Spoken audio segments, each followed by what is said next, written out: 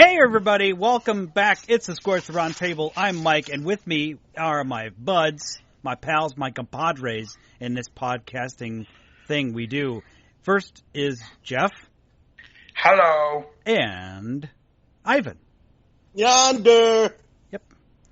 We're here to present, we had a show. We're going to have a show just for you. We're going to have it right now. So Jeff, how you been? How's your week? How was my week? I got to see J.Lo's butt. Nice. J.Lo's butt. But how close were you to J.Lo's butt? Not close enough. Oh. But Finished it for out? Yeah, not even that close. I mean, it was, in fairness, it was on the big screen, so at least I could see it a little bit better from that point of view. But, yeah, so I got to see J.Lo's butt. I was envious of some guy who apparently it was his birthday, so she brought him up on stage and she had a couple of the dancers do like a lap dance thing with him, like a little thing like that, and then at one point she sits on his lap and starts singing and kind of does a little gyration, and I'm like, damn, okay, lucky guy from the audience. Yeah, it's my birthday too, yay. Yeah, really. Today's my birthday. J-Lo butts on my lap. All right. But so, okay, that's cool. Well, it was a good show then? Did you put on a good show? I thought it was pretty good. I was a little surprised because she didn't pull out her full playlist. There were a couple songs that I was surprised didn't make the list. And I guess I'm just not used to, I mean, I've seen the floor show kind of thing before, but I guess I'm just not used to the whole, okay, now here comes the dance interlude, and the DJ is and there's a DJ, and he's trying to keep the crowd upbeat, and it felt a little long in between those times where she had to do like the costume changes and stuff. But, it was good. They had, I guess, the World of Dance dancers at the beginning, and then they had this DJ who was there, and it was funny because, they come out, they, do, one dance, and then they leave, and then this DJ would go on, and I'm like, I didn't pay this money to go to the club. I came to, see J.Lo.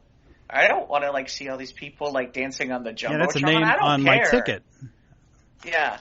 I mean, I don't know. It just was 45 minutes of basically sitting there going, I'm only here because I needed to get parking and I needed to get in. I needed to get in on time. So there was an opening act. Was the DJ? Well, it was the DJ, and then every so often they would bring one of these World of Dance winners out. And honestly, it was nobody gave a rat's patootie about these dancers, except for the people right there in front who could really see them. Although I will say there was one, and it was funny. The one that did get everyone's attention was there was a blonde who went on stage, and it was just her, and she was doing some pretty amazing stuff, and that got everybody's attention throughout the entire building. But otherwise, it was just basically, okay, I felt like I was at the club, boop, boop, boop. I mean, I could have been Jive and Ivan go, well, maybe not Jive and Ivan because he wouldn't have played that music, but you get the idea. But you weren't pretty close, so you're able to get a good view on one of the screens? Yeah, I mean, in fairness, we had a good view because we were in the 200 section. The price was good for what it was. But we had a pretty straight on look. So, I mean, you could see her pretty well. It was just, like I said, it's not like you could touch, you get the idea. A lot of skimpy outfits where, she's basically showing her butt the whole time. Yay. So, but yeah, I mean, it wasn't bad. I don't know that I'd pay to see her again, but, it seems like your ticket was padded then, because if you only got to see so much of J.Lo, but yet padded out with the DJ and then padded out with all these other dancers, I mean. Well, I mean, so the first 45 minutes is the DJ and these World of Dance people. Then she comes on around 9, and basically it's her show, the show runs until about 11, and then there's kind of an encore piece. But in between, after a few numbers, she'll go do a wardrobe change. Right. Okay. And then while that's going on, they'll have her her dancers out there doing stuff with and that kind of thing while that goes on. So yeah, I mean, there are some points, but the problem is that's kind of the J.Lo thing. It's not like you're going to see, how can I say? It's not like you're going to see, I'm trying to think it's not like you're going to see Streisand where she's just going to be out there and sing, Right. Right. Because there's a visual aspect as well as the right. Well, there sure is with J.Lo's wiggling her butt. Yeah, exactly. Well, I mean, that is her asset. Yeah. Well, I mean, the closest I think it's funny when I was thinking about it. The closest thing I think I've seen that would be a similar type show was I saw Michael Jackson back when I think it was the Bad Tour? No, I think Dangerous. But again, Michael didn't have to do a million wardrobe changes either, because that's just not what he does. He was always a straightforward performer. He went out there, did his groovy thing, and then got off the stage. There was no wardrobe flash and dazzle like a lot of these singers, like Janet Jackson, like Beyonce, right. Mariah Carey. Yeah, just last week we had the 10th anniversary of Michael's passing. Yeah, no. But I think for us, that's kind of like one of those where you're like, oh, God. I mean, it feels like you're losing out because they're the dancers. But I think to other people, it's the dancers. It's really cool. And, I got to see her with all the cool outfits and all that stuff. So, go figure. I guess some people are into that. For me, it's like, you know what? You're going to come here. If I'm going to pay X amount of dollars, okay, I didn't come for the fashion show. I came to listen to you sing. Swing your little tushy in my chops and go ahead and make it all, put it up in a nice bow and a cute package. And it's something I go home later on and, do insidious things to myself too. But, it's, but when it starts coming into all that, that does nothing for me. But I mean, I again, like Mike said, it's, probably Britney Spears, Christina Aguilera. I mean, all those people kind of do the same thing. It's funny. I never did see Madonna, so Madonna would have been the only person I could think of who would do something similar. Again, I didn't see Cher either, so maybe that's part of my problem. Well, having seen Madonna, and the point of the matter is, Madonna's changes were super fast. When did you see Madonna, Ivan? In New York. What year? 85. Oh, okay. Wow. That's like a surgeon. I mean, like a virgin. Yep. That's right at the height. Yeah. No. Yeah, I was knee deep into hoopla, if you will, and right up there with seeing, I saw, Starship, Night Ranger, Lover Boy, the Hooters, that I did a lot of concert going back at that time, so. And then years Starship. before that, seeing Queen and Thin Lizzy, stuff like that. But I gotta be honest, the price on the tickets was what I would be willing to pay to pay for that type of ticket. I look at what prices are now to go see some of these people, and I'm just like, I could buy myself an entire volume of iTunes and be happy for the rest of my life. To quote a line from Kermit the Frog, it's about the price. It's like the down payment for a Cadillac with some of these prices. Yeah, no, I'm shocked to hear what some of the price points are now. And the other thing that's crazy is people are just willing to pay it. remember the big deal that happened with the Eagles when they came over? I think it was the Hell Freezes Over tour, some kind of shit like that. And tickets just starting point was at $150. $150, and this was in the '90s too. So that was in the '90s. Now that's nothing. Yeah, I mean $150, but back then that was like $150 to see the Eagles. Yeah. Holy shit! Yeah, no kidding. Yeah, but I mean, no, I'm with you. I definitely have had sticker shock in the last few years when I hear what the prices are. It's like, and the people are like, well, it's been, like I said, I'll be honest, I stopped really going as many concerts, maybe late '90s, early 2000s. And it's funny because people have said the exact same thing, which is, well, don't you expect the prices to go up? And I'm like, yeah, but not like that. No. I mean, I never imagined that. No, I never imagined that there are certain performances like $100 won't even get you a nosebleed seat. Yeah. Remember seeing a lot of cool acts in the Petrillo Shell during Taste of Chicago? Mm-hmm. Yeah, they used to have a lot of good acts there. Yeah, they for free. Yeah, Stevie Wonder one year, if I remember. That's awesome. Speaking of that, I've been seeing some promotion around for Summerfest. Is that us or is that That's Milwaukee? That's Milwaukee. Yeah.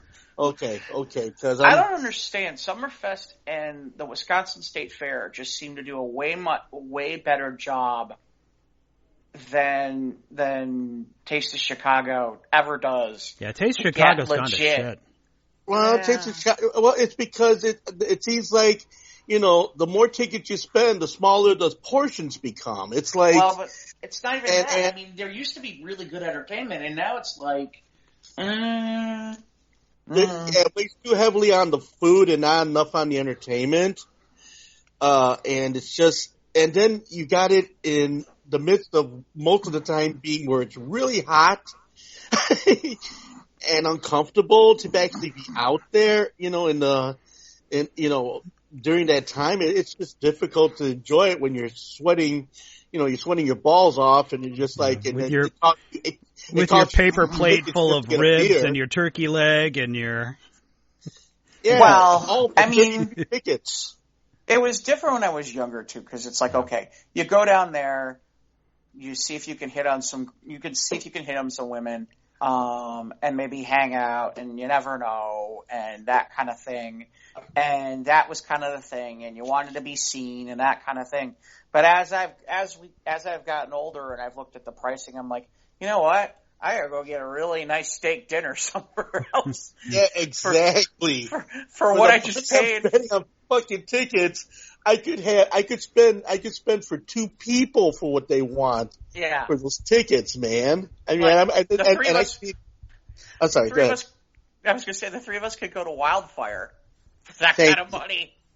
On that kind of money. No, I'm with you there, Jeff. Yeah. Oh, yeah. And at least they'd have a bathroom where I wouldn't feel like, oh God, do I really want to go in there? Yeah. How are the facilities at the United Center? Clean. Yeah, there you go. Yeah, clean. I have to agree with you. I have to agree with you, Jeff. For the United Center, it's pretty amazing. Yeah, and they've upgraded. The upkeep is really good. They upgraded it since the last time I was down there. I think the last time, this will date me. The last time I think I was down there was I was still covering the Bulls, and I think there was a practice downtown at the United Center. So I was at the United Center for that. So was that during your time? Was that during double overtime? Yeah, but I think it was when we were up. We were over at the Sun-Times building. So I think it was past that point. But yeah, right. I mean, I remember going down to United Center because I was able to get in his press. But yeah, United Center, they've made some improvements on some of it. I still don't know that I want to see a basketball game there. I'll tell you that now. Unless I was in the 100 level, and those tickets are too pricey. Hockey, on the other hand, that building is okay for hockey. Because with hockey, having a bird's eye view is not a bad thing. because you get to see more of the ice and how things move, how things work, and you get to see how players you get a better develop. vista from from the higher seating watching hockey. It's that type of a game, Yeah, because it's always perpetually moving. I mean, basketball, is fast, but I think hockey moves at a lot quicker pace. Oh, absolutely. And as far as like anything else that they have there, because I've gone to United Center when Sarai was young, and seeing Disney on Ice and all of that, and having the higher seats, you got to see the whole performance from a higher seating vista, which works really well. So yeah, I agree with you on that. Were there any fights? Any Disney characters had to go to the penalty box? No. But Stitch just kept tripping everybody up. But it was funny because you mentioned that, because like when I used to go to the Chicago Stadium, oh man, the floors would be like a mess. I mean, and the game hadn't even started yet, and it's like the floor's a mess. God forbid you had to go at halftime. But yeah, the stadium by that point was a pit when it was still the Chicago Stadium. Wow. Yeah, but it was our pit, and it was awesome. Oh no, it was an awesome place to see a game and all that and stuff. It was awesome to see a concert too. I mean, the acoustics in there were awesome. Yeah, that's what I heard. Yeah, pun intended. That's what I heard about Chicago Stadium. That the acoustics are not good for the United Center.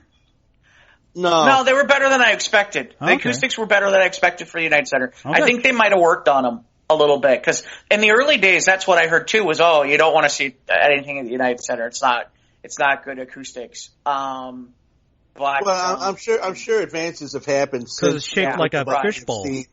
Anything there? Yeah. So okay, well that's cool. You saw J.Lo. Anything else for you? Or was that all?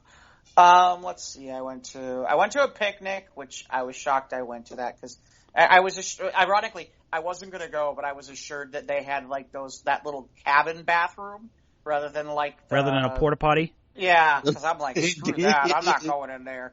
No way. With the moon no way.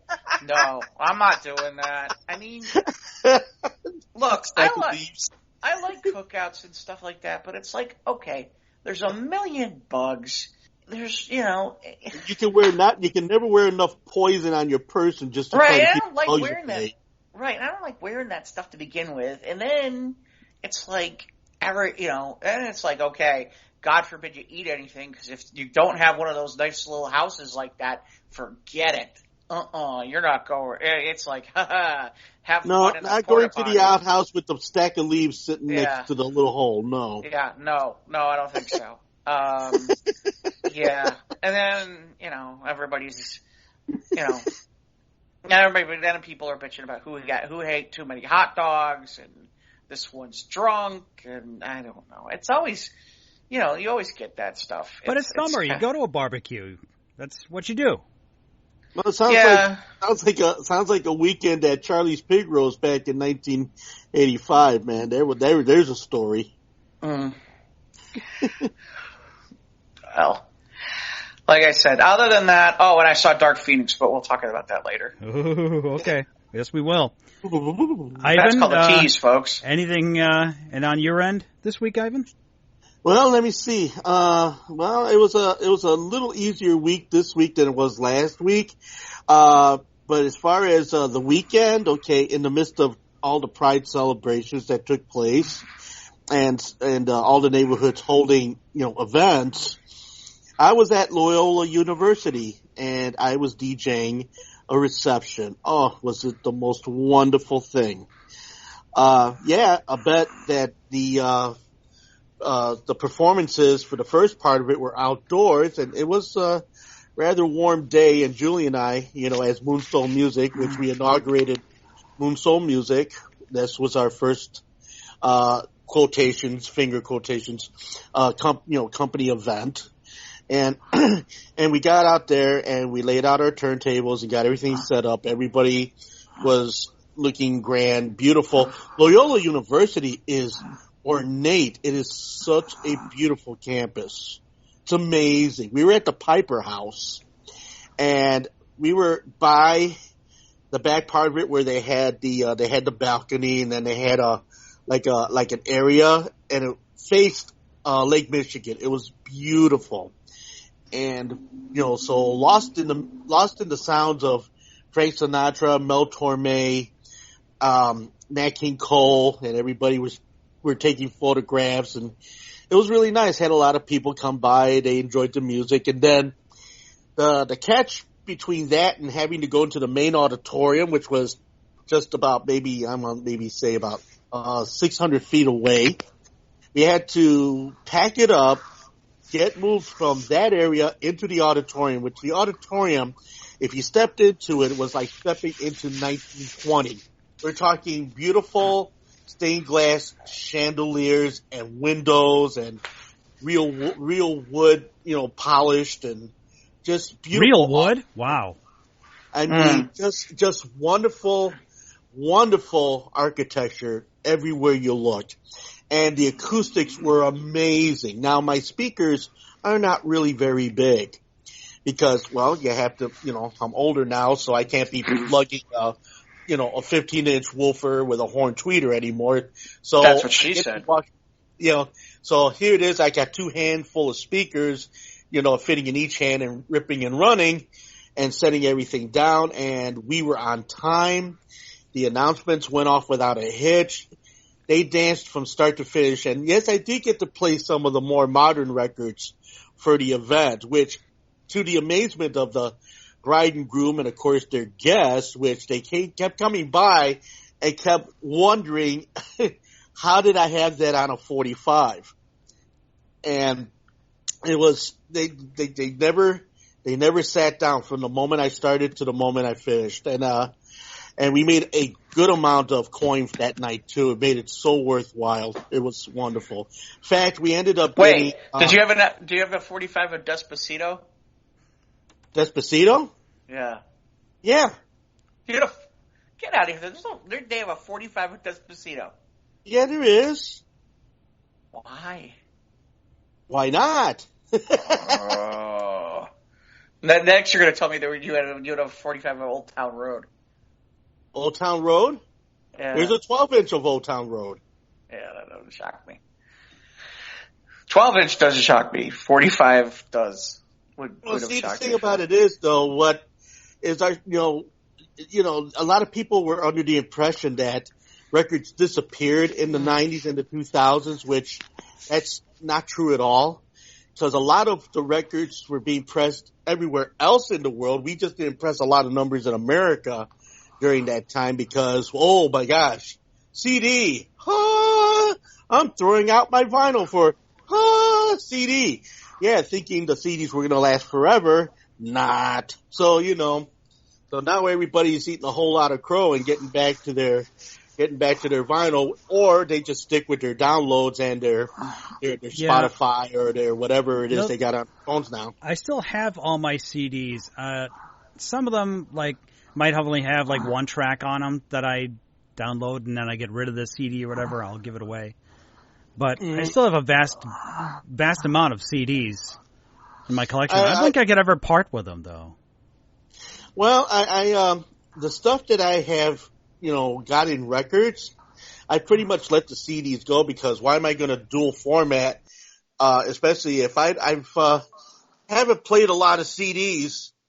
Geez, I don't think the only time I think I end up playing CDs is if Julie and I are going out on trips together, or if I'm in the truck and I want to just drop something in real quick. In fact, today, I was running around, getting things ready for this week, and I found one of my old air checks from WVVX, which I had transferred from cassette to CD, and I was playing it in the truck, which that was a nice memory. And but yeah, I don't play my CDs. I don't play my CDs out, and I don't think I've played my CDs much at all anymore, really. So many of my CDs, in fact, I sold half my CD to the now legendary Logan Hardware Records. I let go of maybe several hundred of those CDs. I'm about to let go of probably several hundred more because, well, they're just sitting in the garage at my old house, and they're just just gathering dust. Oh, speaking of sitting records, are you putting your apartment back together now that they've? Yeah. No, so far they've done the they've done the first treatment. They're going to be coming here on Wednesday, and they're going to do another treatment, and then there's going to be another treatment after that. There's going to be 4 treatments in all. So Wednesday they're going to do the entire building, which hallelujah. And and then after that, then I would say maybe by the end of July I should be able to most of the stuff I have now are sitting in crates and in bins, so that way I'm not taking any of these motherfuckers with me. And I've already looked into doing storage for the most of it, and just kind of pick and choose my stuff. I'll use the storage area as a remote setup, so that way I got it there until I move to Lathrop next year, which that's the big one. I'm hoping to get to Lathrop, because then once Lathrop drops and we got those apartments happening, man, a lot of changes, going to be a lot of things happening. Going to have places for you guys to come into the city and hang, and we'll be able to do more things, and just all things. Be a good thing all the way around. All right, cool, man. And the beauty of it was this too, for the wedding. Back to that one just for a little bit. It was just this wonderful event, and then at the end of the night, we ended up receiving more than what we asked for, which was amazing, which really made for nice. It pretty much paid off a few bills, and gave me a little pocket change for Dairy Con Fall Meetup. Okay. I think that's not till that's the end of September. September. So. Yeah. Yeah. Okay. Yeah, which is only a couple months away, man. Yeah. All right. Well, sock it away, I guess. Oh, I plan on it, man. By the way, speaking of socking it away, I think I socked away your Transformer album. I looked at the album bin when I was going through my stuff for the wedding. Yeah, just keep it with you, and then just bring it back when we want to see you again for the meetup. Oh, okay, yeah, because I wanted to let you know if you were inadvertently looking for it and wonder what happened to it. Yeah, it ended up along with all my albums that I haven't looked at since Dairy Con earlier this year. That's fine. So anything else? You just had the wedding last week, and that was it? Let me see. Well, the wedding, and then and for the rest of it, just kind of, just did some errands and just took it a little easier because the temperatures were just murderous this weekend. In fact, we're not supposed to get down into the 80s till later this weekend. I mean, they're talking about 91 degrees on Tuesday, and then they're talking sweltering plus 100 degree index heat, accompanied with rain. It's gonna, so I don't know. I think July 4th, unless you are in some kind of shelter, man, that's I don't know if being out on that day is going to be such a hot idea. All these chances of storms, these summer storms are whipping up. We had a nasty one here yesterday. Yeah, I was outside. I was outside taking care of some business, and I was looking at the clouds rolling in.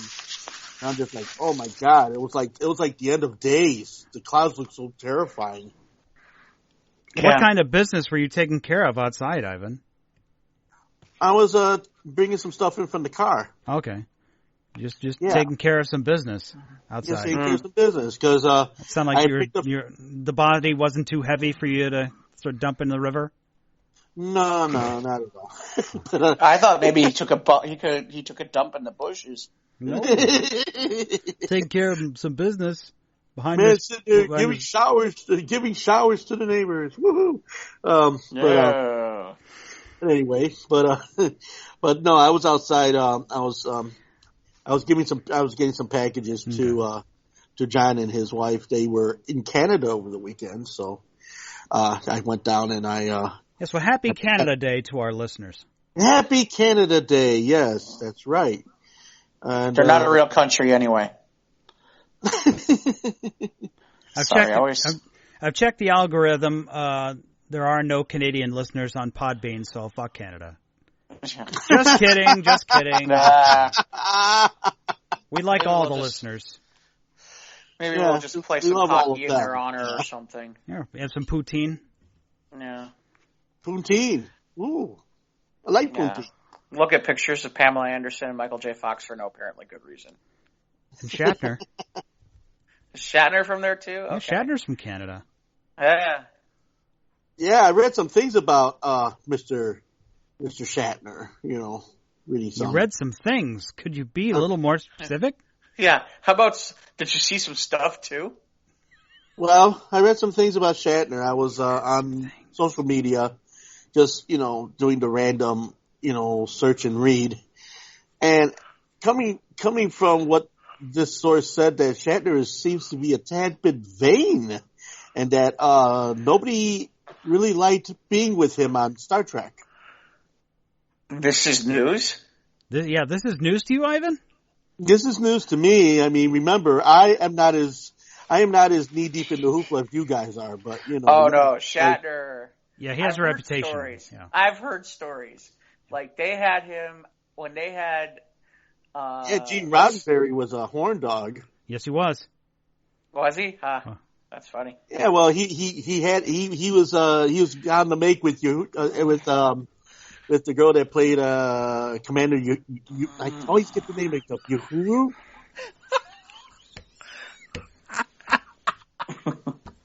Okay. Yes. Keep laughing. All right. Come on. Say her name, Ivan. What's her name on Star Trek? Huh? What's her name on Star Trek? I'm sorry. He's not gonna try.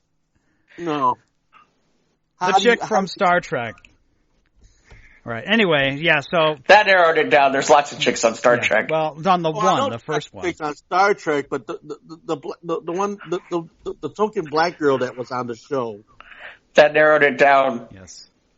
Anyway, now Roddenberry had a reputation for being an adulterer and a horn dog. Yeah. And even on when he was working on Next Gen, leading up to his death, he was. Had a rep, but anyway, yeah, Shatner. Shatner knows that would explain that one outfit. The Donna Troy. It's like he also had like this vendetta against, vendetta against, this, well, those for Spock, man. It was just like you didn't want like the Spock character to become, any point of attention. I mean, he would do so many things. I was like, man, I thought he was a cool guy. Now, reading on, I was like, man, he's a bit of an asshole, really. Ivan, where you been? Okay, like I said, not as knee deep in the hoopla as you boys are. I'm still waiting for my DS9 documentary, damn it.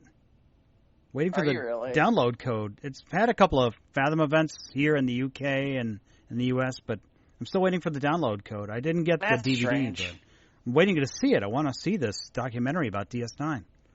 I want to see the Muppet movie when it comes out next month on the 25th. What Muppet movie? The original Muppet movie. They're doing an anniversary celebrating 40 years. They're doing a Fathom events. Yeah. Oh, I bet that's not going to hold up well, unless they cleaned it up. I doubt it. What did the Muppets do that's so dated and no, not that. I mean, I don't mean that way. I mean in terms of like, just in terms of the shot on 80s film, and I'm sure there's been some digital reparations. Yeah. Digital restoration. Digital reparations. I think that's our title for this week is Digital Reparations. Digital reparations. Okay, there's a new word. Yeah. We'll give you 3 fifth elements for one Muppet movie digital. Got it.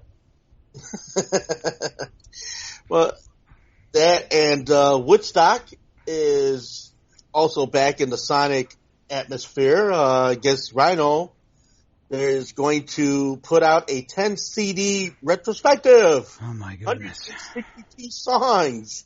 Everything that ever got recorded at Woodstock on 10 CDs. Or if you want the anniversary version, you'll get the one that has the 5 albums and the DVD. I'm like, okay, can't believe it was 50 years ago.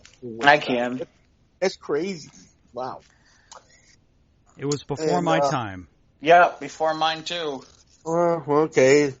Just the old hippie over here, man. I was just a wee little baby.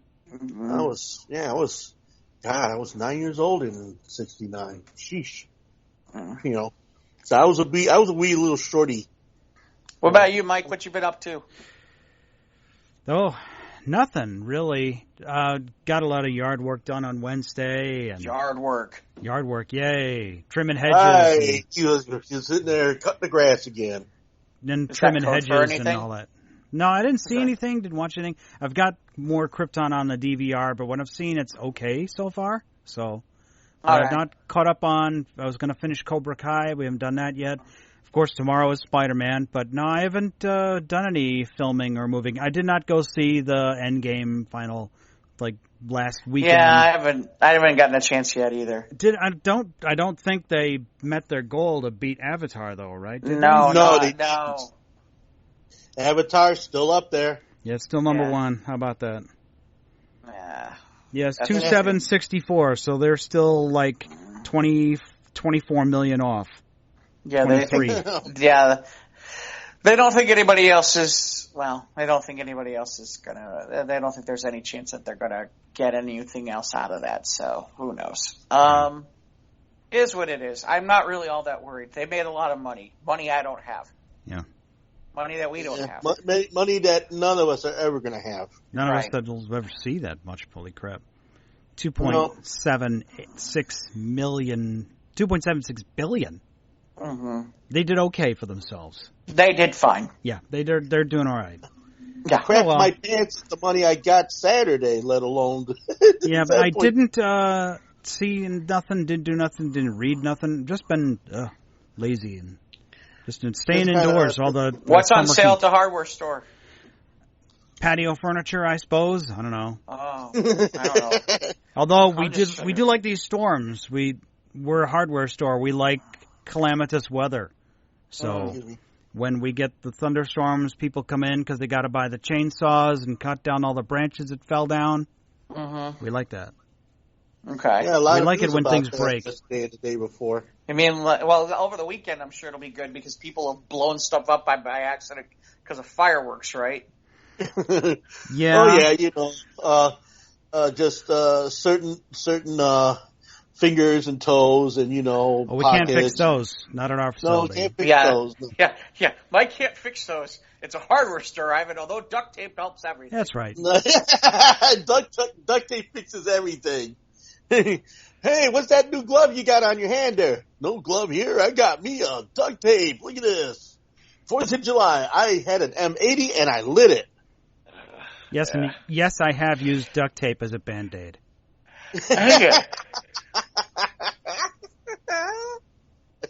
Yeah, well. Anybody So want some foodie news? Foodie news? Oh, I did. I did cook out before that storm hit yesterday. Had some burgers and dogs. yeah, I saw the pictures. I was Yeah. like, oh. That I'm was like, good. yeah. I'm like, woo. Sign me up. Did Yeah, some like the DeVitas.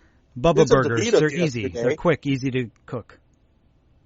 Okay. Yeah, I did DeVita's restaurant yesterday. Wow. I like going on. I mean, are you guys prone to going on food adventures where you just try something at random, just you know, sight unseen?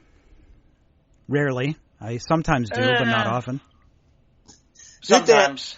I stick to Did what that the works. other day. I'm a creature Yeah, of habit. I did that the other day. Went to a place. Well, actually, we ordered in. You know, Julie and I, because it was so miserable outside. And we ended up ordering from a place called DeVita's, which of course is located 3753 West Belmont.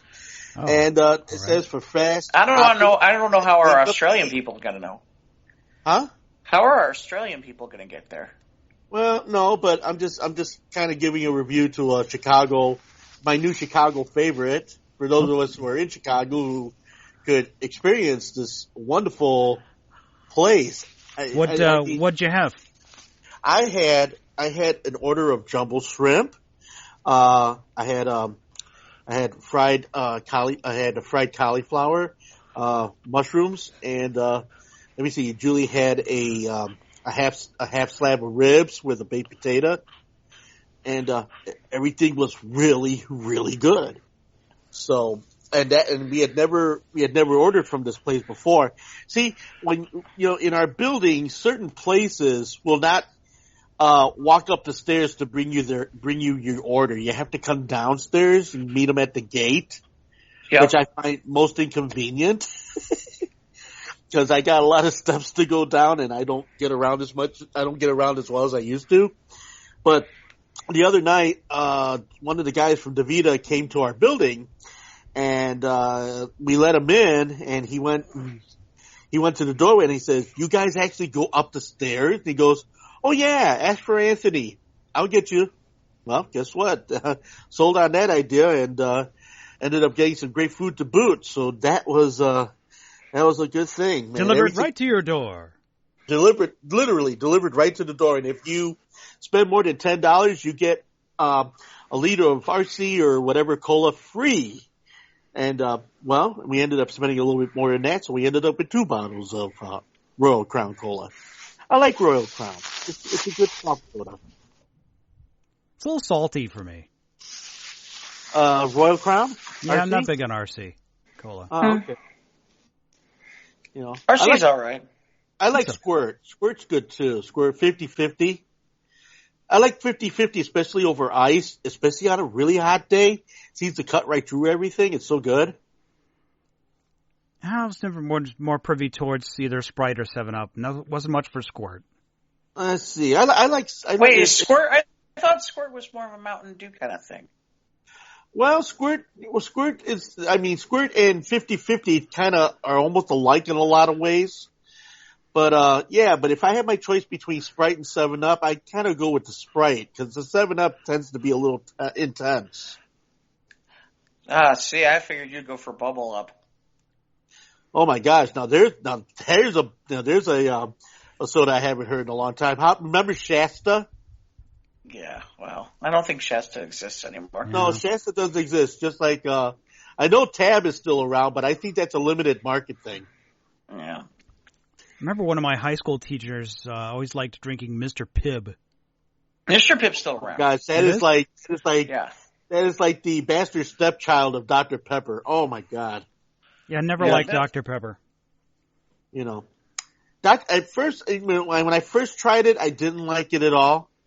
But as time went on, I kind of grew to like it, but wasn't the first on my list for something like that. Funny thing, like when I will have a root beer and a Three Musketeers bar, it takes me back, just like the food critic in Ratatouille. I can go back to being a kid at the roller rink, having a styrofoam cup of root beer with a Three Musketeers bar. It just transports me. I mean, it's just like foods like that that'll do that, That's one particular thing that does for me. I always like root beer, but there's some root beers that I like more than others. Like, I don't care much for IBC or Barks. Really? But I do like A&W. Do you like Hires?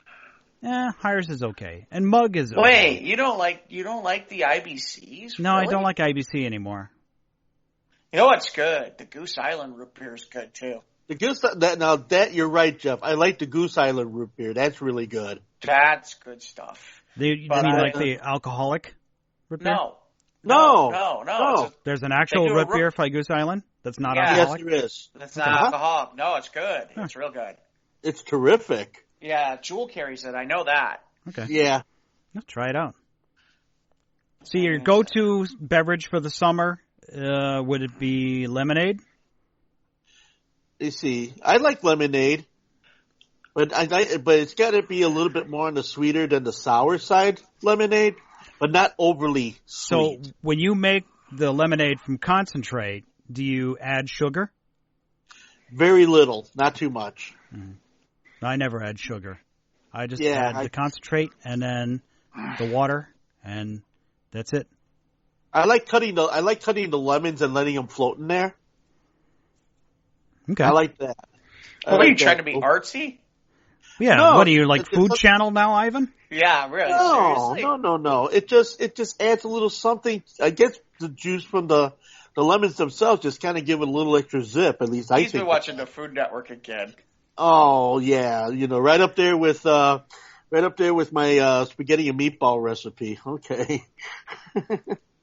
I'm going to use the Havarti cheese. Cheddar cheese is too pedestrian. I gotta tell you, Ivan, your spaghetti and meatballs recipe, the one where you open up this can of SpaghettiOs. The one, the Chef Boyardee. I think that's your next Facebook Live, Ivan. You got to do some cooking on Facebook Live. I'll do it. The worst part is he'll do it shirtless too. No, I won't do it. No, put your shirt on, please. You guys have talked me out of being shirtless. Thank you. Oh my God! I don't get it, but the internet thanks you, Ivan. Well, some of the internet thanks me, yeah, but okay. I know you guys love me, but you don't love me without my shirt. I get it. I'm not that. What was that one character? That used to be on Nickelodeon, Ghibli, whatever his name was. What? There used to be a character on Nickelodeon who used to. That narrowed it down. I don't remember the show, but all I remember was this very chunky kid used to come on the scene and tear his shirt off, and he would shake all of his wonderful self on screen, no shirt, so go to YouTube and find out. It's there, okay, and then bring it back to our page, and then let everybody else remember it too. I know it was a Nickelodeon show. I don't remember what show it was. There were so many of them. But any clue what he's talking about, Mike? Nope, not at all. Yep. Okay, I guess I'll have to find it, and I'll have to see if I can post it. Okay. Wait, I want to see you post something on our Facebook group. Our Facebook page. That by itself would be interesting. What now? You posting something on our Facebook page. That would be something. That'd be impressive. I can post things on on the Facebook page. I know you can, but you don't. Well, I mean, I'm sorry if I have other things I'm doing. Well, okay, then our listeners don't get to know where all your gigs are. Not my problem. Well, I do put my gigs out there on Facebook. Yeah, but not on our page. Okay, well, then I'll just go ahead and put them all on our page then. Okay, okay. I don't know how many more times I got to tell them, Mike. It's just always funny. Feel free to plug one of your gigs on the Squares page. Yeah, seriously. Okay, then I will do that. Okay. What's Logan Arcade up to these days? Yeah. Well, the Killer Queen, the huge Killer Queen event was attended by over 300 people, and I think it's finally outgrown Logan Arcade. There's some rumors going around saying that they might have to have it in a larger venue next year, but this year it was extraordinarily attended for the 3-day extravagance for Killer Queen. And of course, for those of you who don't know what Killer Queen is, it's a five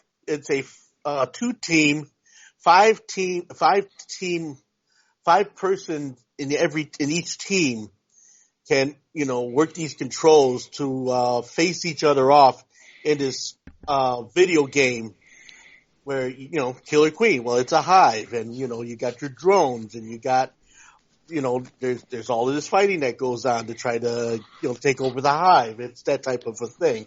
And it has become quite the sensation where it spawned off many events and many competitions now. So they had a big event about it this weekend, there was a lot. It was attended, very well attended, and a lot of people had fun with that. But they say that the Logan Arcade is finally reached its capacity for it now. So, we'll see what happens with it next year. But I'm looking forward to the Stern Pinball Expo coming up in October. That's going to be fun. I want to see what new pinball games are going to be coming out on, to the public, which is going to be cool. It's a great event. All right. As we get closer, you keep us posted on that. Yeah. I'll definitely keep you abreast of the the situation. Yeah, man. Yeah, man. So yeah, let's see what else we got.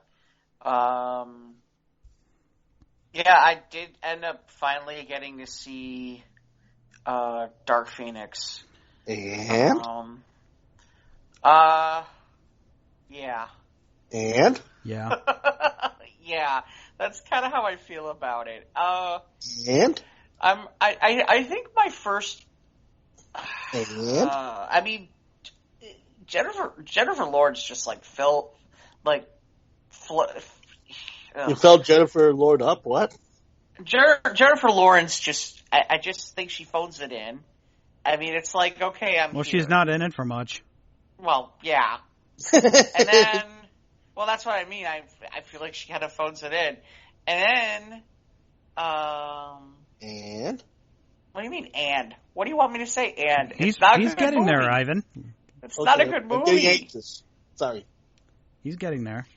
It's not a good movie. It's a bad movie. No. It's a really lousy movie. It wasn't. It was just bad. It wasn't lousy. It was just wasn't good. It wasn't good. I mean, you don't have a real good villain either. I mean, if you're gonna turn, if this is where you're gonna go. I mean, this is now the second time they've tried to do this Dark Phoenix thing, and it hasn't worked either time. So, I think they need to rethink. It's kind of good that maybe they're going on hiatus for a while. Maybe it is smart that Marvel is basically not going to do much with movies with X-Men or anything like that for a bit, because maybe they need to do that, and they need to cool a lot of this off. Because the other thing that was confusing to me is, all these movies are supposed to sort of fit together somehow, including the original first three, and somehow they all fit together. And I'm like, well, I don't understand how that works if you had Dark Phoenix once and then Dark Phoenix again. So I'm really confused how that all works from that perspective. And then it's like, oh, aliens. I'm like, okay, what?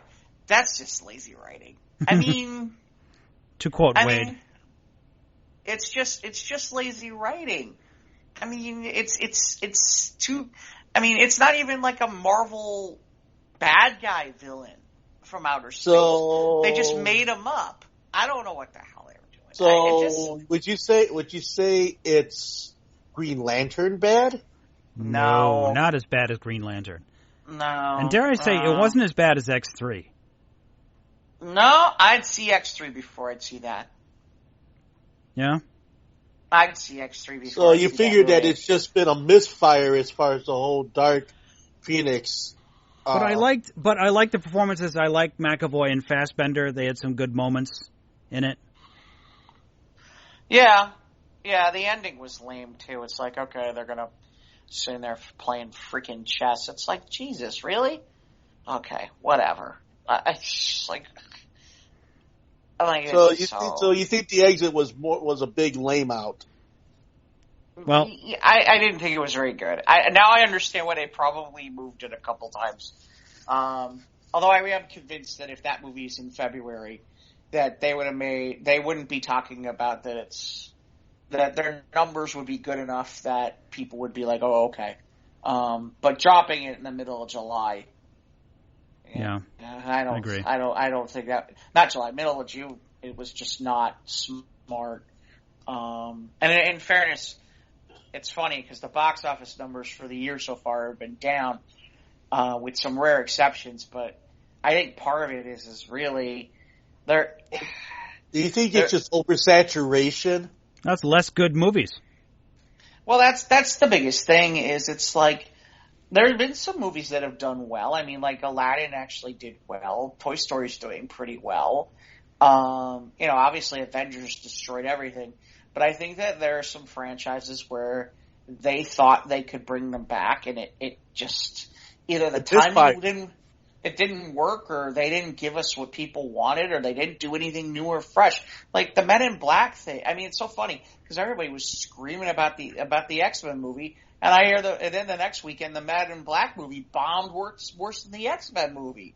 So it's like, well, it's because too much time has passed for the Men in Black situation. Yeah, we talked about that. It was like the sequel nobody asked for, but it happened, and it kind of went like a thud. And it all goes back. It all goes back to the whole sequel thing. Whether you change the characters or you try to add or subtract into the story, sequels for the most part just don't work. Well, they call it sequel fatigue. I don't have to maybe with the remake or sequel. I think it's just overall just not good stories, not good. I don't know. Well, and the other thing is, the other thing is too is like, okay, Men in Black. Okay, who are you bringing in? Okay, you basically brought in the two big stars for Ragnarok and put them back together again, and it's like, okay, so now they're in Men in Black, but we've kind of seen this already, and it's like, but now we're going to see them in Marvel too, and it's like, you didn't do creative casting here. I mean, there's oversaturation. It's not an oversaturation. It's just like, for example, it's like, I don't know who I had this conversation with, but I was like sitting there and we were talking about it, and I'm like, here, you want to make something like Men in Black work? Okay, make it, what's her name? Who's the chick from the Princess Diaries? Anne, what's her name? Anne Hathaway? Anne Hathaway with, like, Kevin Hart. Okay? Because that's some wacky pairing that you wouldn't expect. And people would go, I want to see what the hell they're going to do. That could actually be good. Well, that's what I mean. You gotta do, if you're going to do something, if you're going to reboot something like that, you better bring in either two people that you haven't seen together before or some wackiness to it. Okay? Yeah, I mean, Chris Hemsworth and Tessa Thompson are good actors. They give good performances. But you're right. It was more the same. We saw this dynamic before in Ragnarok and a little bit. And we might see it again. And, yeah. And we might see it again because I'm under the impression Hemsworth is going to continue playing Thor. So we could see them in Marvel movies again. So it's kind of like, yeah, okay, whatever. I mean, I don't, that's the problem is it's like, okay, pick. Summer movie fatigue. Well, or just. I did see the article here. Yeah, I saw that one too about Paul Rudd's going to be in the new Ghostbusters movie. I'm all for that. Seems like a good move. Yeah. Are they going back to an original position on the Ghostbusters, or just kind of okay? Yes, they're going back to the original cast, which has certain people upset, which I'm going to leave it alone because the only thing I can say is the person who was who was doing the 2016 Ghostbusters, if they had been willing to place it all in the same Ghostbusters universe, you probably could have used some of those people, but now you can't because he wanted to do his own little world and universe instead of using what was there. Yeah, well, you saw the big fart and shit on that. Well, but I've seen the reverse now too, where when it was announced that they're going to go with they're going to like do the reboot, they're going to do the like, I wouldn't call it a reboot, but they're going to revisit with the old cast and bring in new. And well, they've got Paul Rudd and I think Dan Aykroyd because he's wrote it, but. As of now, they have still yet not cast Ernie Hudson in the Ghostbusters 3. Oh, have they not? I thought they had everybody. Nope. And then I guess there's going to be a Teen Titans Go versus Teen Titans animated. Yeah, I mean, they're doing the right thing, going right to video. Yeah. Well, yeah. That makes sense. Let's see what else. I saw the Charlie's Angel trailer. That wasn't bad. That wasn't bad. That was better than I expected. I'm trying to see what else. I guess this is they're working on the final Kingsman movie, or at least the final one with Taron Egerton and what's his name? With the two of them together. Everything all right over there, Ivan? I'm fine. We're hearing boxes crashing around. Do I hear your cat? Yeah. I haven't got better stuff to do. So I guess crazy background noises on Ivan's end here. Well, that's because I'm waiting for Julie to come upstairs with the laundry, and I'm trying to get the door, and the cat's trying to escape. Well, what kind of laundry? Clothes. Oh, I don't want to know. I don't want to know. Never mind. I don't want to know. Laundry, T-shirts, and things. Yeah. Dainties. Let's see. What else did you finally find that information, Mike, or no? Yeah, I saw the headline from the Hollywood Reporter saying box office revenues down nearly 10% this year from last. Because of like Godzilla, Men in Black International, Secret Life of Pets 2, they've all underperformed. And then I guess there's been kind of some news about this Warner Media streaming service. They're going to do a prequel to Gremlins as an animated. Yep, the story's been posted to the Squares Around Table Facebook page if you'd like to read it. And then I guess they're talking about rebooting some of the old TGIF stuff like Perfect Strangers and Urkel and all that other stuff. So I don't know. Well, because I think they think there's money in it. Because they saw Netflix do Full House as a reboot, and it was pretty successful. Yeah. You know. We're seeing a lot of this, especially on the streaming services. They can breathe new life through the streaming services and the original content that people are craving for on like Netflix and whatnot. Yeah, but I just can't help but think that it seems like we've run out of new ideas. Well, reboot. Do it again. Sequel, reboot. Fair. I don't know. I mean, there's stuff like the Tarantino movie that's coming out. That's new. That's coming out end of July, different. I think. The Once Upon a Time in Hollywood. Yeah, that's new. Okay. That's different. I'm just trying to think of I'm just trying to think of what else. I mean. I don't know. I mean, honestly, it just tells you that you'll have out of 10 movies, 8 out of 10 of the movies are just rehashes of the same old shit. But some of that shit is good. Some of that shit's good. Some of that shit could be good, but some of it's very good. Yeah. Okay. Some of it is shit we didn't even ask for, but we got it. Well, yeah, that's true. And for good or ill, some of it's turned out very good. I'm still loving the Cobra Kai series. Can't wait for season 3. Cobra Kai is wonderful. I've seen pieces of it, but I've not dived into it like you have. But from what I've seen of it, it seems like it's really good. Yeah, it's very good. So some of these sequels and remakes and such, some of it's pretty good. Yeah, but the whole Cobra Kai thing is an extension of the whole Karate Kid thing, but it's not Karate Kid. See? It's a continuation in that universe. Yeah, it's a continuation, and it kind of stands on its own merit. Whereas you get a lot of situations like the newest, Ghostbusters movie. Okay, they're just revisiting. That's a sequel, but it's many years after.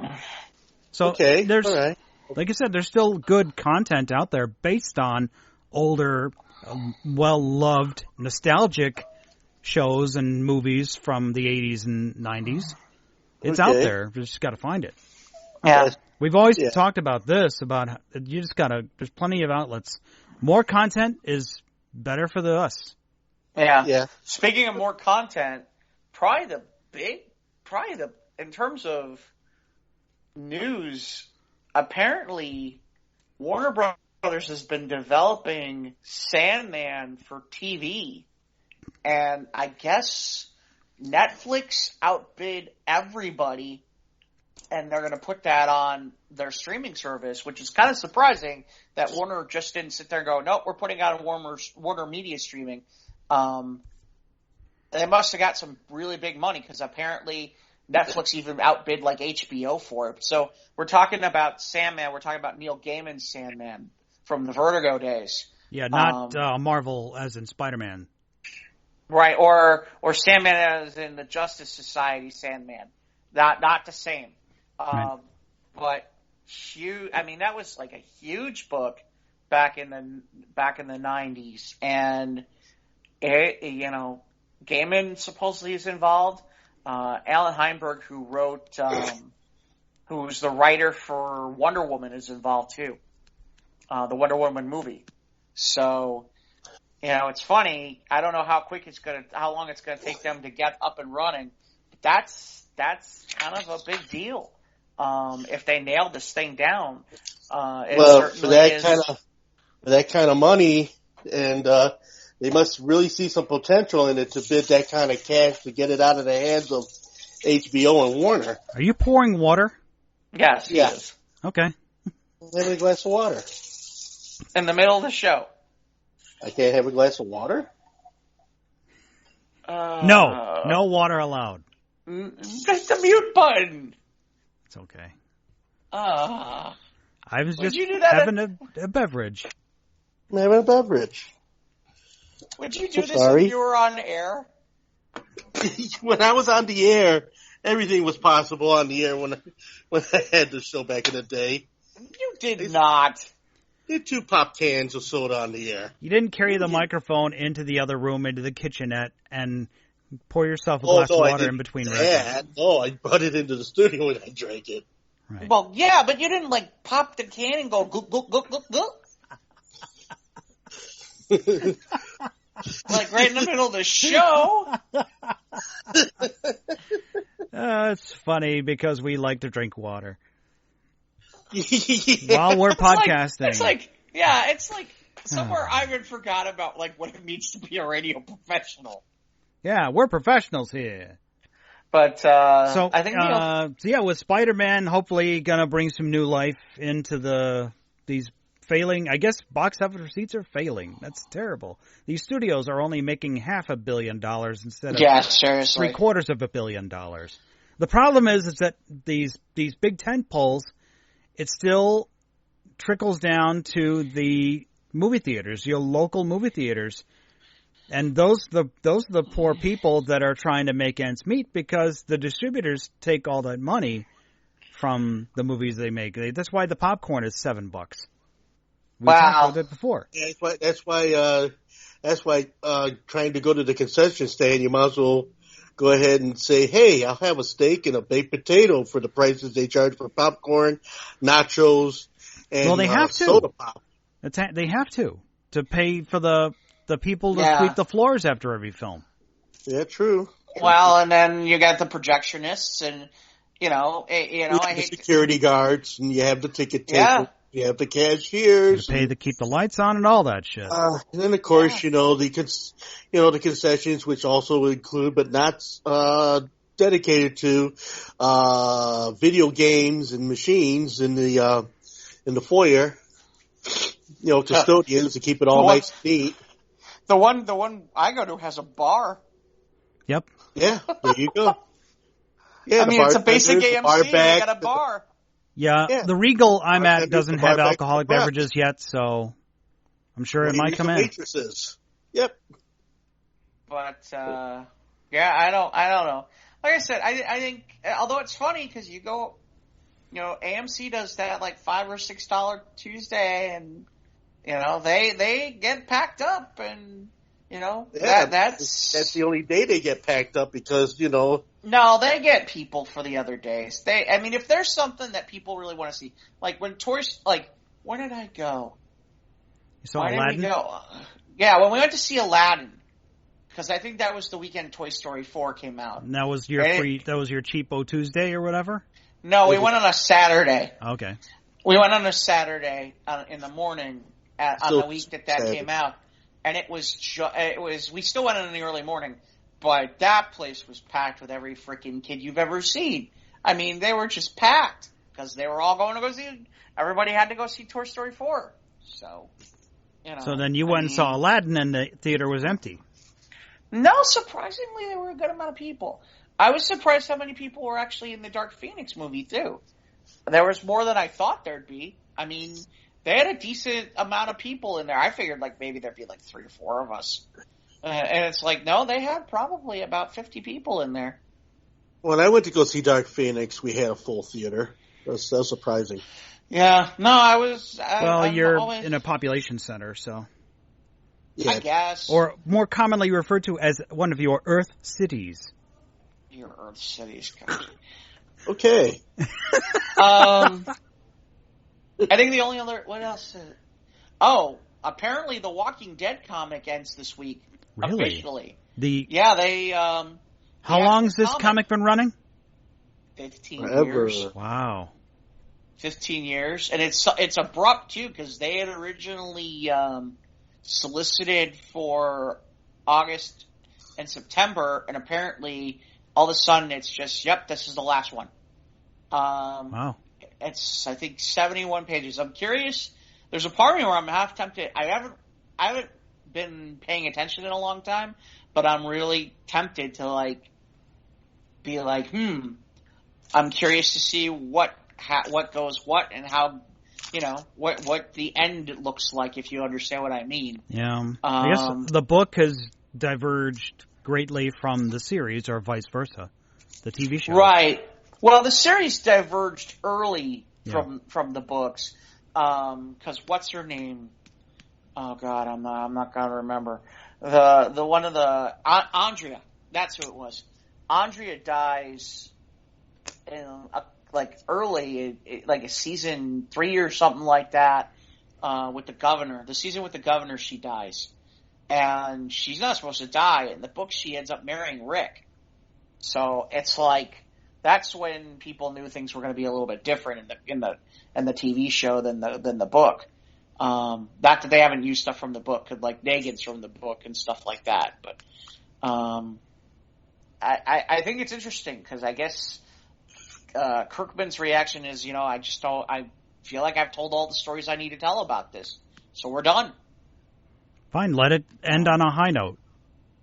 Yeah, no, it makes sense.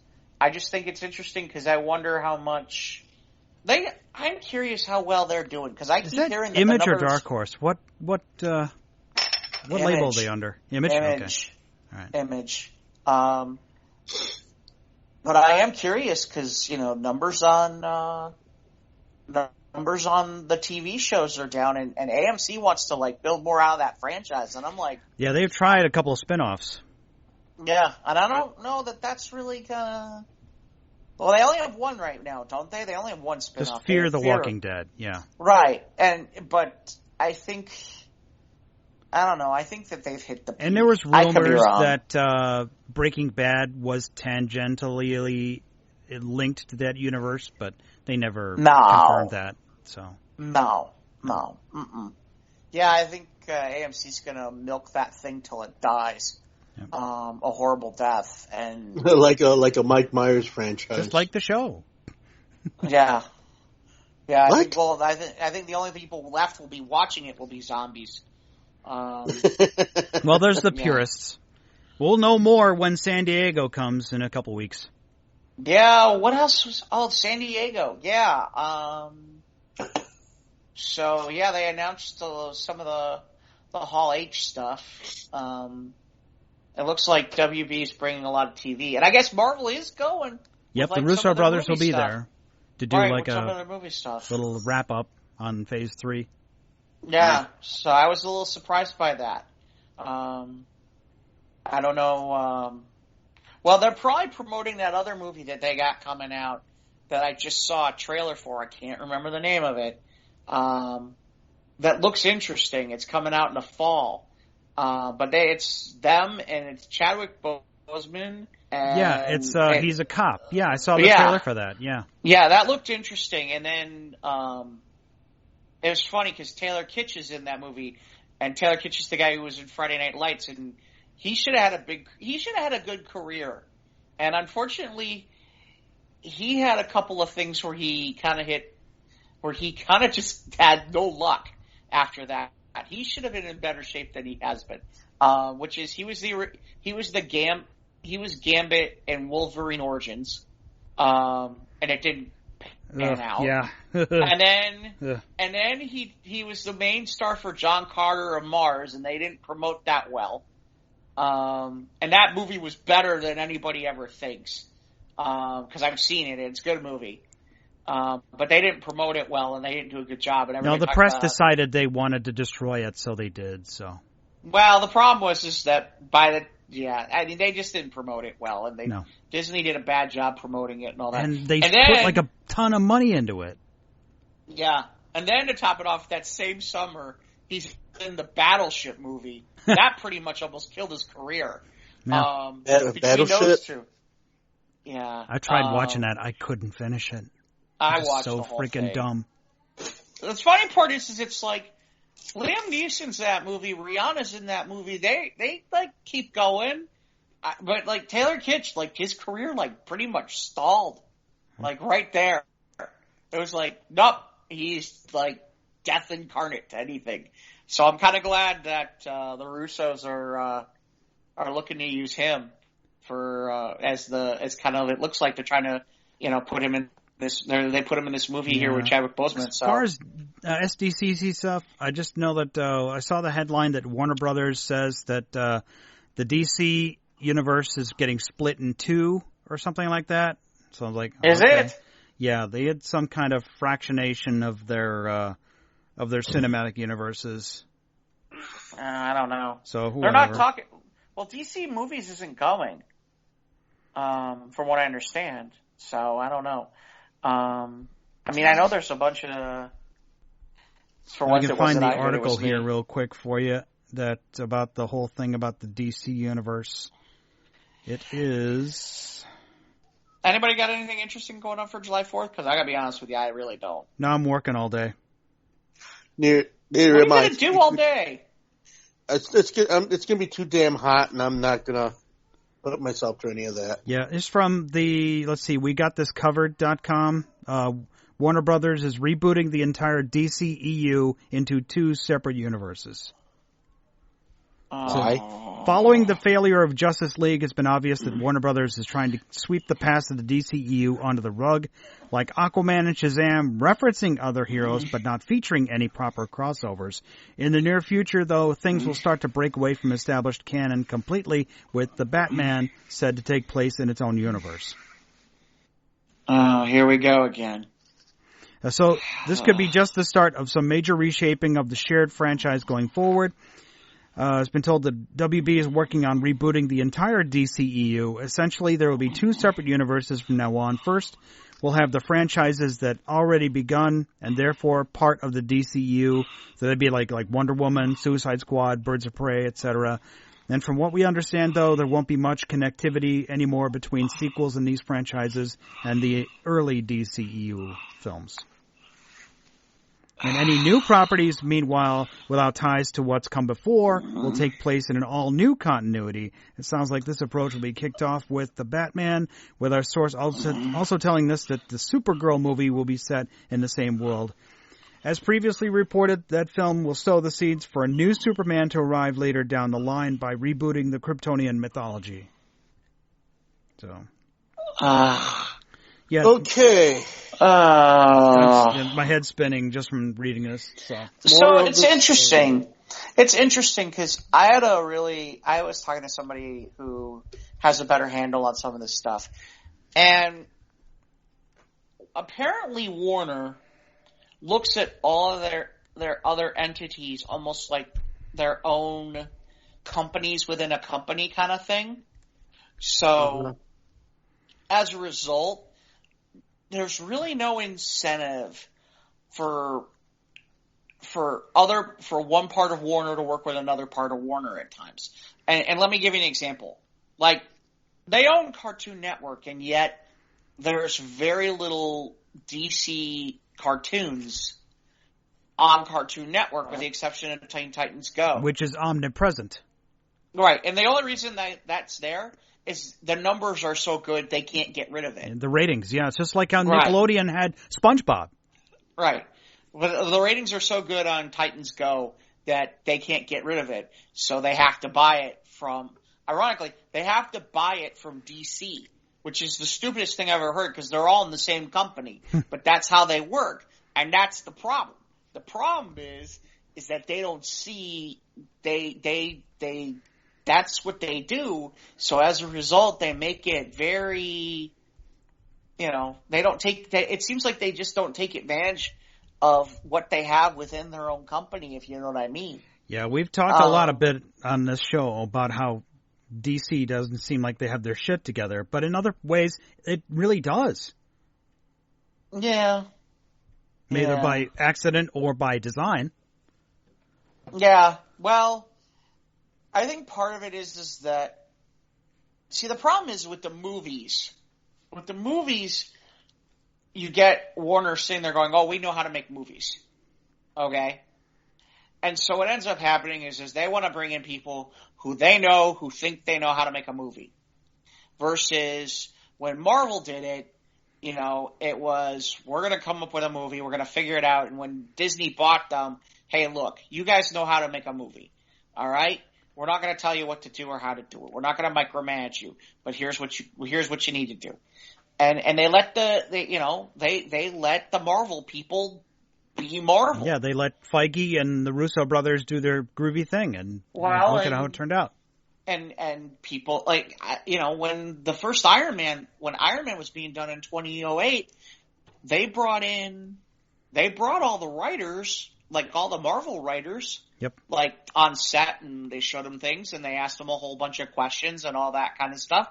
So, I mean, in the beginning, yeah, the Marvel writers were involved. I mean, that first sequence at the end of Iron Man, the one between Stark and Nick Fury, was actually written by Brian Michael Bendis for them. So, over time, yeah, the comic book guys are not doing as much with the movie stuff on their end, which is kind of interesting, but it's been okay so far.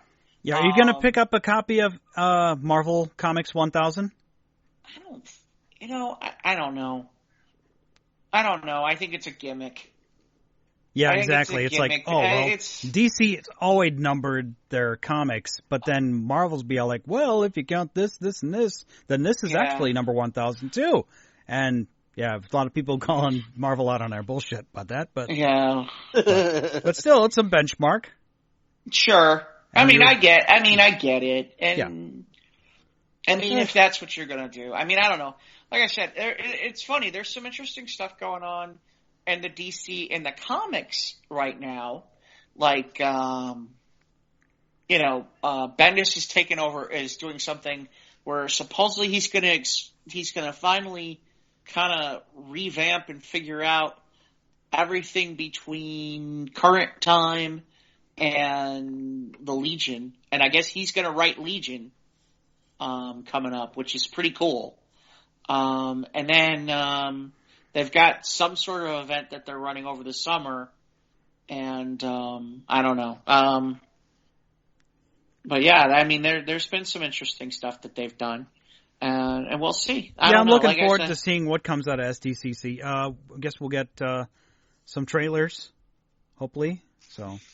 Yeah. I'm under the impression that the Batwoman pilot will be available that weekend, and that so will the Alfred Pennyworth thing. But that's on like another station that I don't get, so I'm not even going to worry about it.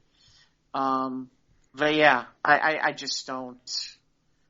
I'm not running out of my way to see a show about Alfred. I mean, it sounds cool, but I'm not running out of my way for that show to go find it, if you know what I mean. But yeah, like I said, it's an untapped resource, and I'm surprised nobody's done it earlier to tell the story of Alfred, Well, they've done a little bit of it in the comics, yeah, but they haven't done it in on any media. Yeah, they haven't done it really in media. Any visual, like any television or on-screen media. Right. This will be the first time they're going to do that. Yeah. Okay, if they're going to go ahead and address Alfred, now in many of the movies and in many of the comic books, I mean, is there a true origin that they can actually go to? Because I know in some cases with Alfred, he used to be a Secret Service person before That's what they're going with. Exactly. That's what they're going with. Like Special Forces or something like that, you know? Yeah, that's what they're going with. I mean, in other words, like kind of a a Kingsman type of thing. Before he fell into the services of Thomas Wayne. Yeah. Right. Which that would be. I would find that interesting since Alfred, for the most of it, you only saw him in the capacity of being in the service of Bruce Wayne, but to see what he did before all of that, I think that could spark a good deal of interest. Now, as far as Batwoman on the other side of the coin, I don't know. I mean, do you think maybe that might go the way of, say, Catwoman, maybe? No, because Batwoman's going to be on CW, and they already did the soft boot with her on during the crossover this past winter. So she appeared in one episode. Right. Okay. Right. In the costume. Yeah. Okay. So we'll get an origin as to how she dons the cape and cowl. Yeah. And the red wig, apparently. Yeah. Well, no. Is it a red wig? Yeah, I guess it is. I haven't fully looked at it. Like I said, no, I'm interested in it. I'll watch it. I think the most interesting thing is okay. Now here's my question. Yeah. Because I know that Batgirl is Barbara Gordon. Is Barbara Gordon true? But at the same time, in some of the stories, especially with Nightwing, where she was Oracle and she was that's a different character though, Ivan. Oh, well, I'm trying to get an understanding. See, so help me here. What's your question, Ivan? Yeah. So my question is, are they going to follow through from Batgirl to Batwoman? Is that play into it? Are they going to start it from that particular part? No. Batwoman is an entirely different character. So there's a Batgirl and there's a Batwoman. So it has nothing to do with that story. Correct. Okay, that's what I wanted to know. Batwoman is not Barbara Gordon. Batwoman is not Barbara Gordon. That's an entirely different story. And was she like Bruce's cousin or something like that? Well, that's how they have it in this series. I can't remember when they reintroduced her, but I think it was during. She came out in the 90s, right? Batwoman? No. It was the. I thought she came out in the 2000s. She did. It was right after Infinite Crisis. So it wasn't in 2000s. So this character is relatively new. Right, and this character was written. I'm trying to remember official origins, but the more recent version that they're using came out in the 2000s, and that she also is a lesbian. So, and that will be the case in the show too. So, okay, so she's going to be maybe like the first openly gay superhero? She's not the first. She's not really the first. But this is TV probably. They're going to make this an incidental thing within the character makeup, right? I hope so, but and I guess don't know. There was headline that Spider-Man Far From Home featured a transgender actor was featured in Far From Home. Non-binary?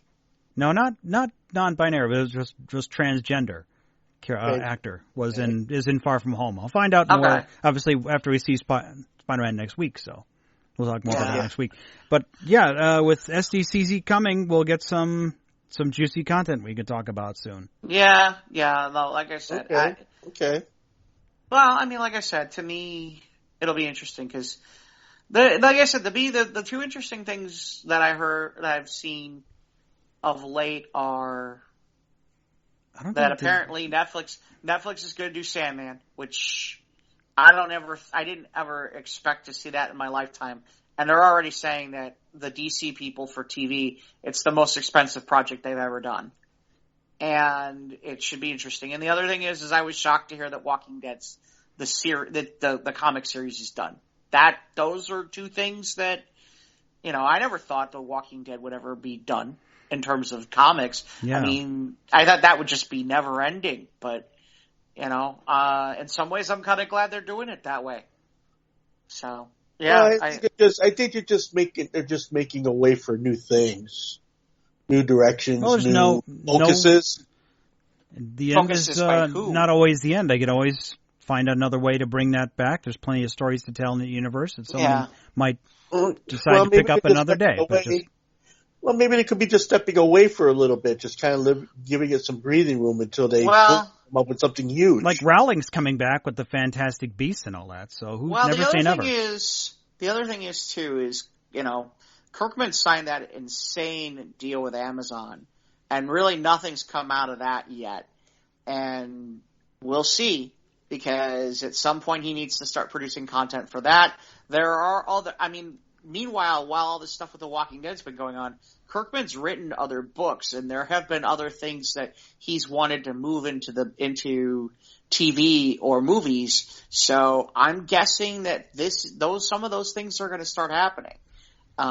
So my guess is, maybe, I assumed that he wasn't actually physically writing the actual series anymore, but I guess he was, and that's time consuming, especially if you're making millions of dollars off of TV,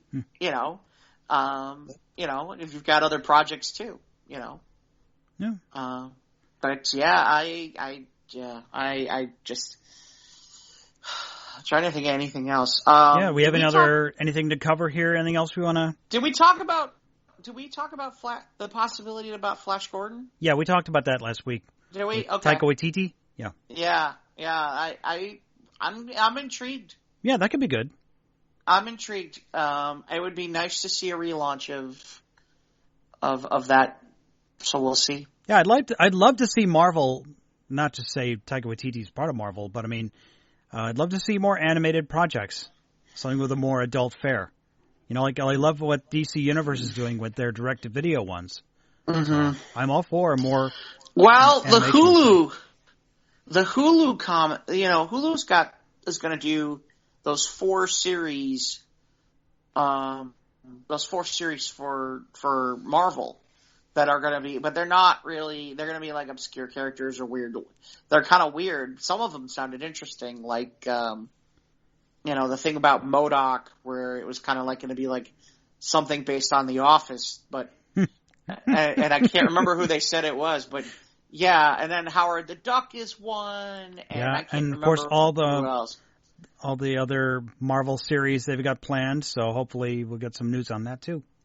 Yeah, I think that'll be a while for that. But do you think that any of the animated projects, be it Marvel or be it DC, will ever be coming across the tables as far as Cartoon Network are concerned? I mean, or do you think maybe DC and Marvel might be deserving of their own animated channel? Well, and produce, in other words, all the new project stuff, new animation plus featuring somebody already vintage and original animation. I think there's enough content to really make something like that actually stand on its own. Well, but here's the thing. So there's a couple of different things in what you just talked about. Well, first of all, this goes back to the conversation that I was mentioning earlier about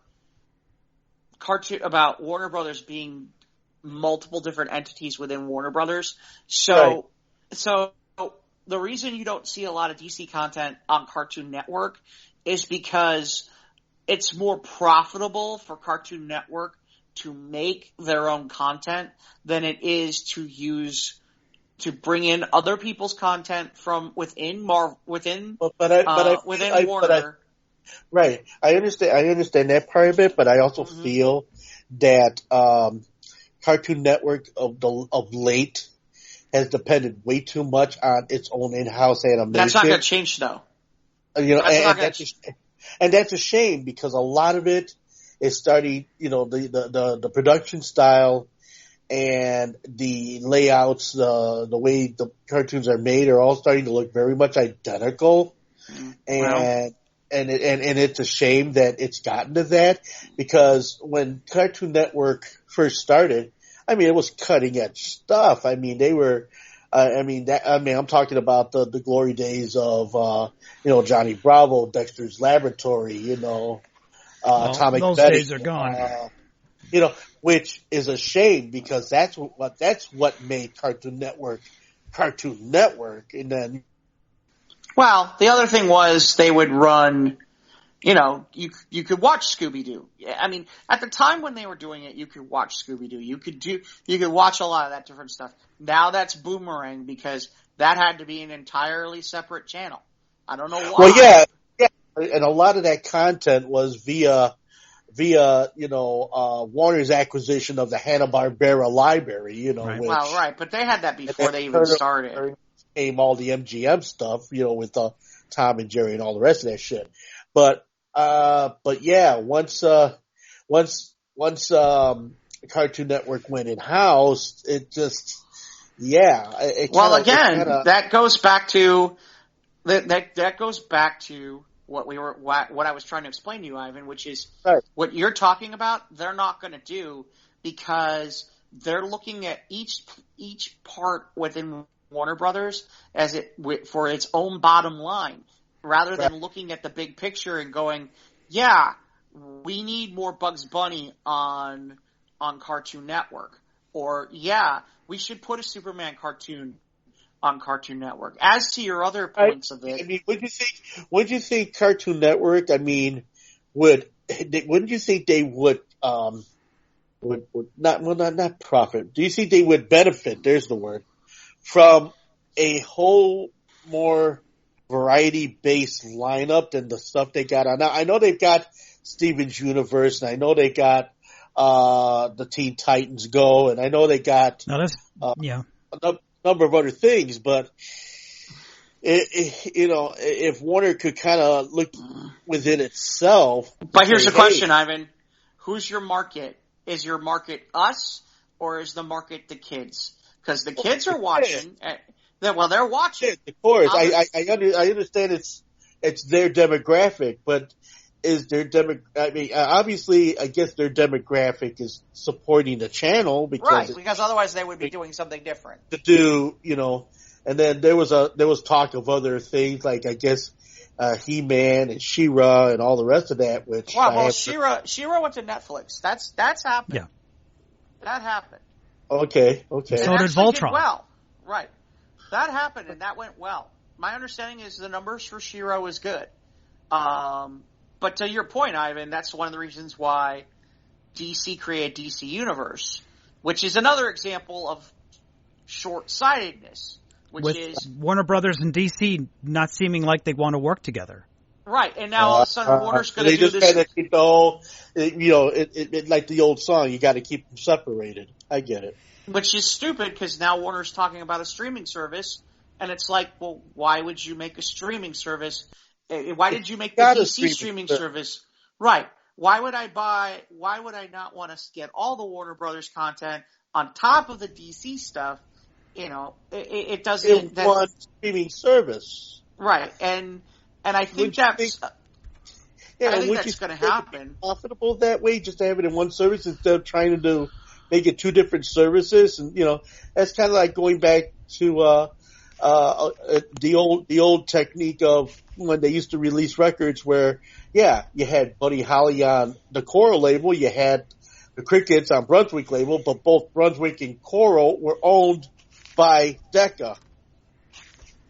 Well, like I said, that's but DC and Warner Brothers don't have an exclusively different demographic. It's all the same people with disposable income who want to see this content.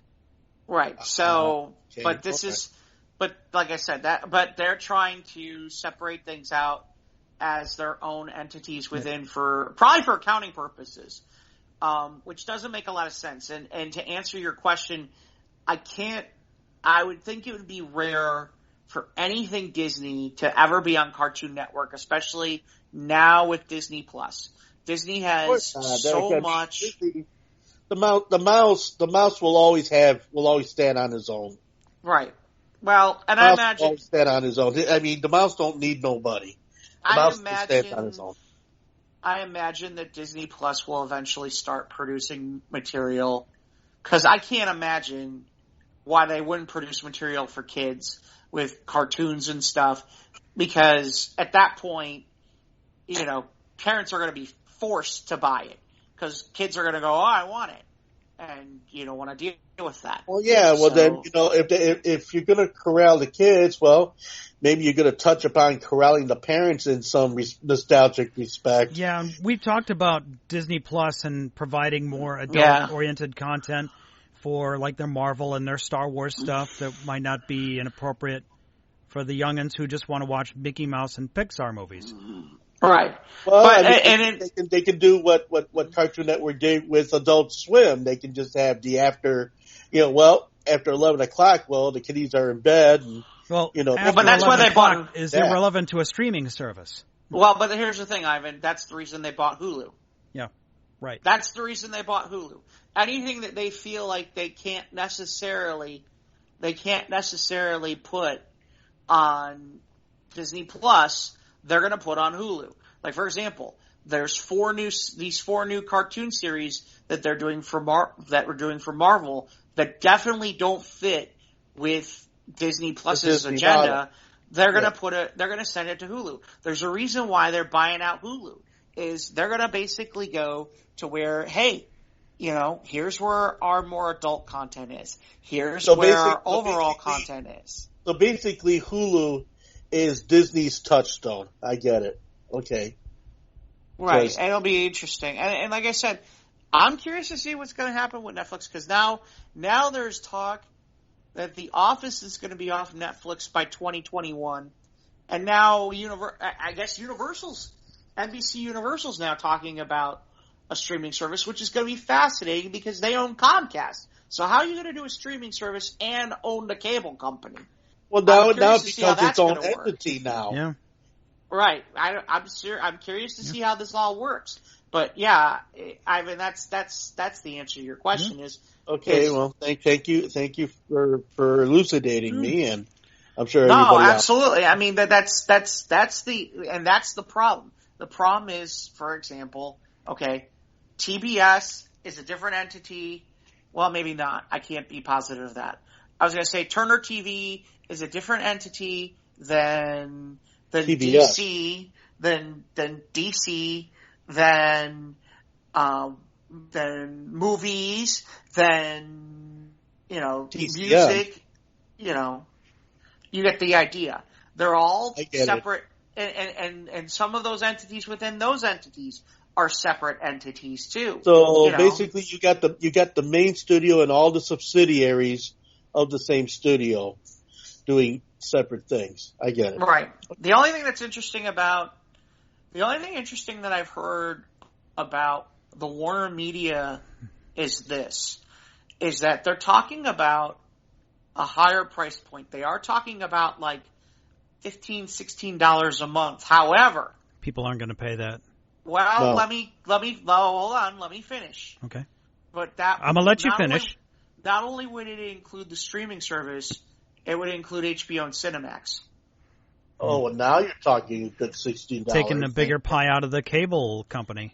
Right. So you would be able to get Cinemax and HBO, and if you're paying $10 a month to the cable company for HBO already, it's only $6 then. Yeah. Right.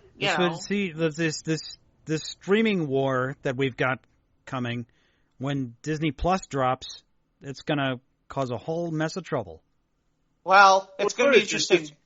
It's going to be interesting to see which one comes through the firestorm, because either that or they're just going to obliterate one another to a point where it becomes, too much of a good thing. That's why more and more people are dropping their cable company subscriptions, because they own just internet and a handful of streaming service subscriptions.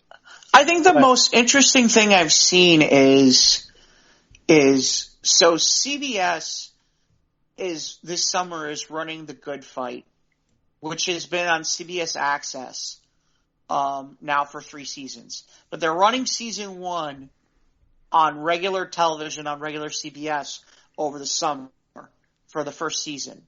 And I think it's an interesting... Summer replacement shows.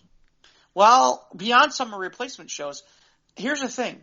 If you're 3 seasons ahead, okay, if you keep looking for new content, but you already know you're making good content, why not take the stuff eventually that you've been spending your money on and those aspects and then bring them to TV? Well, and bring the regular content to regular television because really in reality, chances are you're just sitting on stockpiles waiting for people. I mean, for example, there might be people who might consider CBS All Access because they're watching The Good Fight and they're going, you know what? I'd like to see seasons 2 and 3, and I don't feel like waiting to see if maybe next summer they'll bring it back because they didn't even said that they'll bring it back next summer. Well, I think the case. I think I can make a case for that because let's just face it, television, terrestrial television, if you will, just like terrestrial radio, is now become like the last holdout of all things free. And I guess they feel that, all right, if we go ahead and play the first season of The Good Fight on free TV, we might get people interested in the fight to pay for the premium to find out. Well, and it goes beyond that. 3 and then possibly 4. Well, it's kind of like putting an hors d'oeuvre out there to get people who watch the free television to come and, pay the money to say, oh, well, I'm interested in that and I want to pay the money. So I want to see what happens in season 2, season 3. Well, and that. but Ivan, it goes beyond that. If the numbers are good if the numbers, they still have to sell ad time. They still have to make money on the network. If the numbers are good, then if the numbers are good, and I haven't checked to see what the numbers on this look like, but if the numbers are good and people are watching, maybe you can charge a little bit more money on the ad money. Now you're just making extra money on top of the money you've been making on the people who've been buying the content in the first place. Yeah, you're getting the ad money. Yeah, because now you're getting the ad money from terrestrial television. You're getting the streaming money, and then you're also getting, if you got it on cable, then you got the cable money, which of course, cable money is just nothing more than just the money being paid, just marked up 300%. So it comes to that, It's going to be interesting to see because by somewhere around 2022, it looks like you're going to have NBC Universal Comcast with some sort of streaming. You're going to have Warner Media. You'll have had Disney Plus for a while. You'll have had Hulu. You're still going to have, we don't even talk about Amazon, but Amazon will exist. We assume Netflix will still be around. Okay. That's not including things like, Mike's talking about, Cobra Kai. That's on YouTube. That's not even, right. That's not even, and I think YouTube's still looking at trying to figure out how to get into that. I don't know if Apple's decided that we haven't even talked about the fact that I'm sure somewhere down the line there's people like Apple or Google or Microsoft who are sitting there going, how can we get into this pie? Well, just like in the movie Ghostbusters, you gotta be careful not to cross the streams. You're gonna have a lot of people vying for all of that money that's out here in the public. And it also starts to become too much of a good thing, and you're going to have so much of it out there. At one point, there's going to be so much of it out there. Well, content I've talked about how content benefits the viewer. Yep. So then the market will correct itself as to the quality of the content. Yep. And in some ways, it already has. Yeah. So it'll be interesting to see who comes out on top from these streaming wars. Right, because it's going to be just that, a huge streaming war. Yeah. Well, and the other thing is too, keep in mind we're not the demographic who a lot of people are going. No, okay, cool. Yeah, you're going after the young people, the 18 to 34 somethings. Right. You're going after the gamers. You're going after the millennials. You're going after the because definitely this is not for the baby boomers. This is not for the Gen Xers. This is not. Some of the Gen Xers, maybe. Some of the Gen Xers. I mean, again, here's, like I said, the interesting part to me is going to be there are enough people out there who I've talked to where I'm like, isn't it a pain in the butt because you got to have this, and this, and they're like, no, I like it this way. And there are people whose reaction is, oh, I'll remember when to cut this one to go to the next one, or when I want to do this, or when I want to do that. And I'm amazed because I don't. I screw it up all the time sometimes when I do that. And I'll accidentally pay for a couple extra months when I didn't want to or need to. Right. But you get the idea. Yeah, you just have to juggle your resources or get passwords from your buddies. Right. That too. Well, here's also the thing too. Okay, that means that, all right, if I like one show on Hulu, but yet I like another show on Amazon, or I like another show on Warner, or I like another show on Disney, and I like another show. I mean, I got to go ahead and just sit here and do all this channel jockeying and pay all of this money just so that I can see these shows from different channels for different streams. Pay for 1 month, and I'm going to watch this month, and then when that expires, I'll subscribe to this and watch that. Right. Ivan, you're thinking about it how like I would think about it, which is I want to have this stuff permanently, so I got to pay for all this stuff. The reaction that what most people are doing is, okay, I'm just using this as an example. How this seems like it's going to work is, oh, okay, there's some interesting content right now on this particular streaming service. Great. I'll take it for a couple of months. Oh, you know what? Now there's another streaming service that looks more interesting. I'll drop this one and go to the next one. And maybe they'll keep a couple of streaming services, but they may continue to drop certain ones on a regular basis. And that may be part of what they're going to do, how people do it. The only thing that I haven't figured out is, and it's going to be interesting, is, like, for example, if you like sports, that hasn't been figured out yet by the streaming services yet. That's really not. You still really kind of have to have cable. Yeah, broadcast television. Yeah. I think that again that becomes the holdout for cable, because now cable is in such for live competition events with the streaming now. I think that's cable's still relevant source of, and they still have the content, HBO and the Cinemax and the FX and AMC, and you got all the movie, you got all the the cable movie channels as well, which now have to work even harder for the content, so that way the people that got the streams don't draw away from the cable people. And they're already suffering.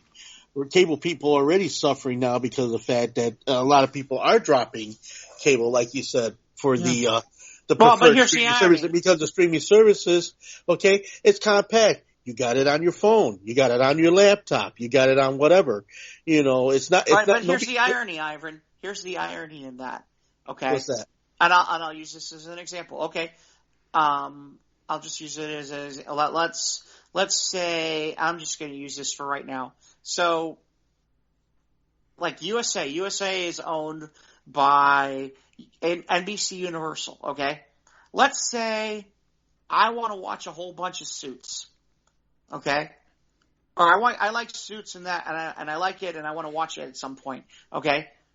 Eventually the content from USA for Suits is probably going to end up on that NBC Universal streaming service. So really, in reality, a lot of these different channels are actually pumping content that at some point will probably be on the streaming service. So then, so why would you need the cable if you got the streaming service? Well, it depends on when it's going to show up on the streaming service. True. I mean, if the first runs are going to stay on the cable and then, eventually the pop's over, then you got a point. Yeah.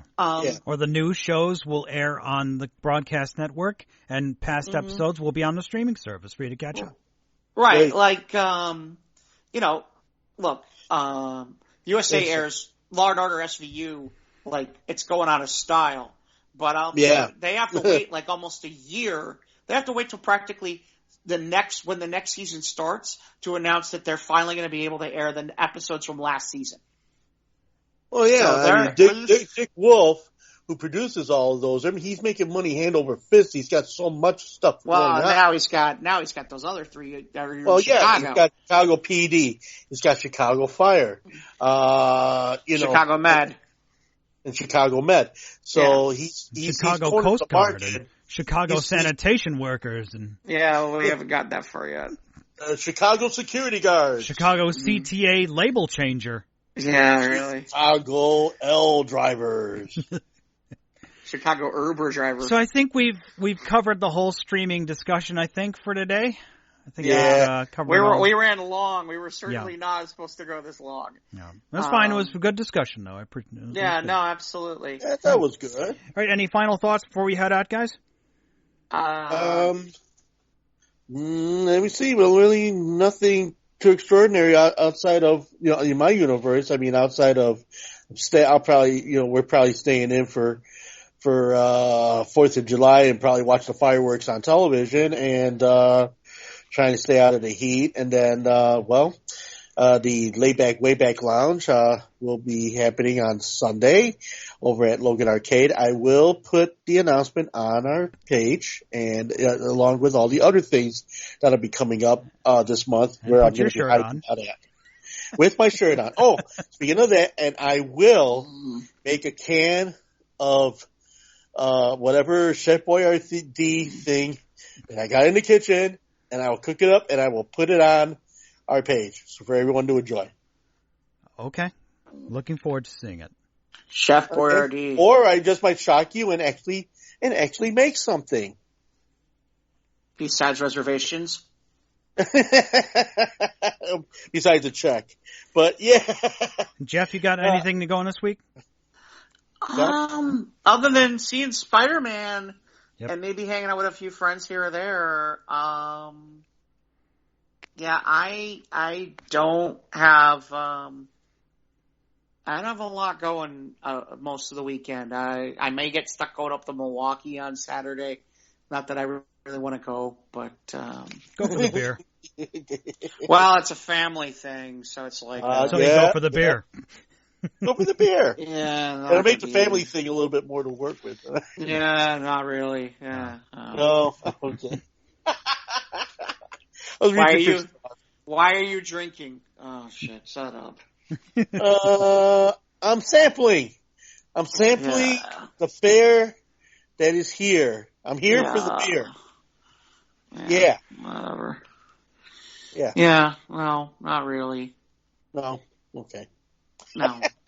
And Mike, where can they find us? Yeah, Mike, where they can find us? We are on Instagram and Twitter at SOTRT Podcast. We're on Podbean and Anchor. Download the free apps. You can find us there for free, and we can take you, the squares. You can take us wherever your mobile device will take you. We're on YouTube. Click the bell, subscribe. You'll know when new episodes drop. Of course, follow us on Facebook and our sister show as well. News of the Squared coming later this week. Shout out to Scott for the great content. And send us an email for questions, comments, and whatnot. SOTRTpodcast@gmail.com. Brought to you by Deli Street Yellow Mustard. What? No, not really.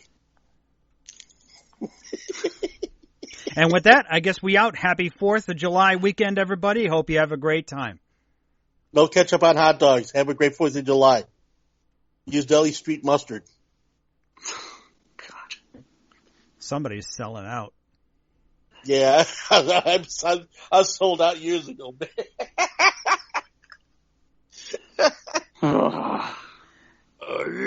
Later, folks. Bye.